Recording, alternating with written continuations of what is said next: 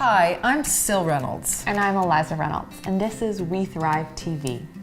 On-the-go answers from the ultimate mother-daughter dynamic duo. That would be us, and every other week we meet with you to answer your questions. And so today, on this episode of We Thrive TV, we're going to answer a question that a lot of mothers have, which is like, what is my role as a mother to talk about pleasure and to teach my daughter that that is not a luxury, it's a necessity. You know, literally, like we are living in a stressful culture where those adrenaline and cortisol hormones are pumping more than they should be.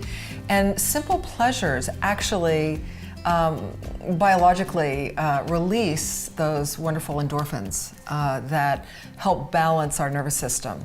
And so simple pleasures could be lighting a candle. That smells nice. That smells really looks nice. pretty. Exactly. Savoring a really good meal, noticing how it tastes, really taking pleasure in it. Yeah, taking the time to smell the roses. You know, are we doing that? Are we pausing and taking in the beauty that surrounds us, whether it's with our friends, family, with nature, all those simple pleasures that we might be taking for granted and we might not be getting enough of. Yeah, and you know, the thing I found in our culture, at least here in the US, is that, you know, in the US we're so much a country of immigrants. You know, we come from all these different backgrounds, and yet the US was really formed on Puritan, you know, religious Puritan ideals where pleasure is such a taboo.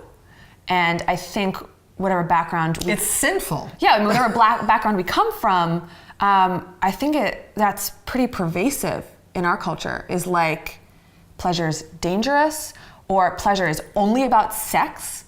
And of course, you know, we are gonna talk about sex. We're gonna talk about pleasure and how that relates to the female body and to your growing up girl.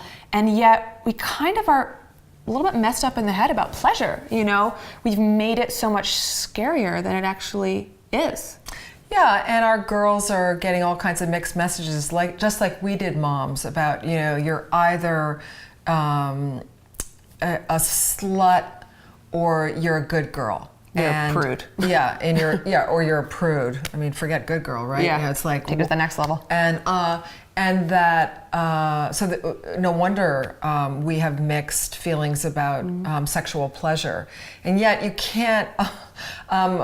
cannot dispute the biology of the female body, which is that we alone have an organ that is totally devoted to pleasure and nothing else, and it's called the clitoris, and it has 8,000 nerve endings compared to 4,000 on the penis. And I'm not sure you even knew that, moms. I learned that recently.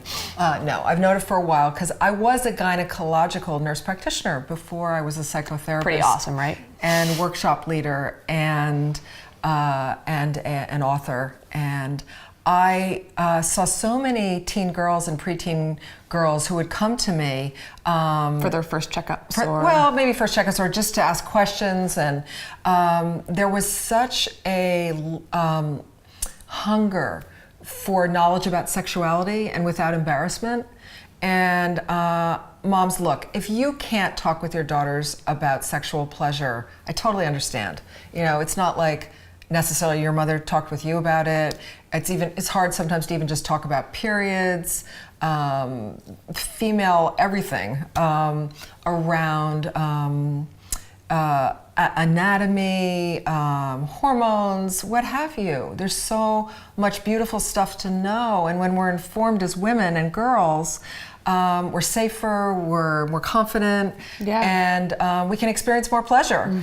And I would rather my girl either learn from me about her body. I don't mean I instruct her, but that she can have conversations with me and we can find books.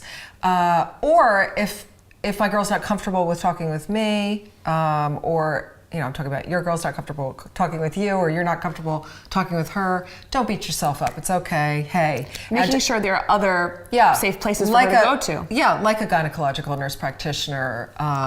an auntie, an older cousin, like really helping her and yourself to bridge that gap. Because, you know, in my experience working with teenage and preteen girls, if she's not having those conversations with you or with an adult that she can trust, where there's openness and, you know, maybe a little awkwardness, but not too much embarrassment, where it's just open and natural to talk about these things. Totally natural. Where is she talking about them? You know, where is she learning about this? Her peers, who are mostly as uneducated. The blind leading the blind. Right. Or boys who are even worse, who are learning from pornography, some of them. Which is many. I mean, statistically, pornography, it's real. It's happening at younger ages. There's just this exposure on the internet. So we really believe that it's so important to just face the facts of what's happening in youth culture right now, which is that there's a big exposure to a lot of conversations about sexuality and pleasure that aren't necessarily accurate and aren't producing the best relationships with self, with body, or with other people, you know.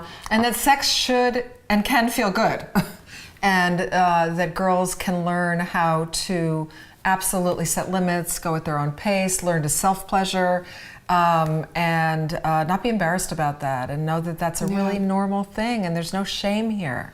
And the more that becomes normal, healthy, even exciting, just part of the fact of relating to her body, the less shame there is for her to create healthy boundaries and relationships with future sexual, sensual partners. And, you know, there's so much, I find that girls are being, maybe you're seeing this as well with your girl, being sexually objectified before they've even built up a relationship with their body that is sexual or sensual, or, you know, it's like you're told you're something, the media, the advertising is looking at younger and girls' bodies, and girls are dressing more and more to look sexual or what seems cool without having an understanding of themselves. And so we really believe, and we find that it also works, you know, that the more you proactively help your daughter build a relationship to herself. And with other women in the tribe. Yeah, that it become to the best of your ability, our ability, right? Like, we're all in this together, we're all trying to figure out how to do this. That it actually is kind of like this built-in protection system, right? That the stronger her relationship is with herself, that pleasure is normal, it's natural, it's expected. It's something she can be proud of and feel comfortable in her own skin about it. Yeah, then that really creates the change for her whole life and her relationship to herself. And then she has the tools to know what to do with a world that is really obsessed with, you know, teenage girl sexuality. So now it's over to you, Mom. Do you want to find your people? And I know you do.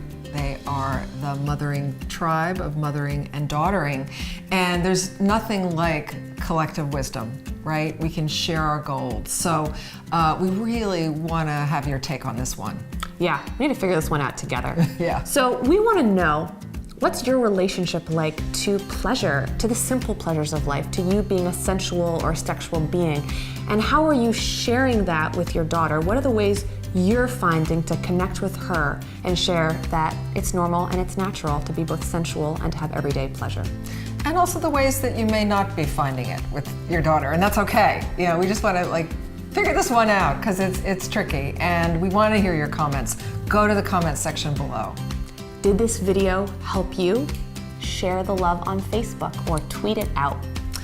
Remember, whatever platform, moms, you can wrap your head around. Because sharing is caring, and everyone could use a stronger bond. Most of all, moms, remember, when you're feeling doubt about this mothering thing, when you've lost your confidence, you got this. It's so natural. You can trust your instincts here around these tricky topics and completely have your relationship with your preteen, teen daughter, and beyond be about thriving, not just surviving. And we'll see you the week after next on the next episode of We Thrive TV. See you then.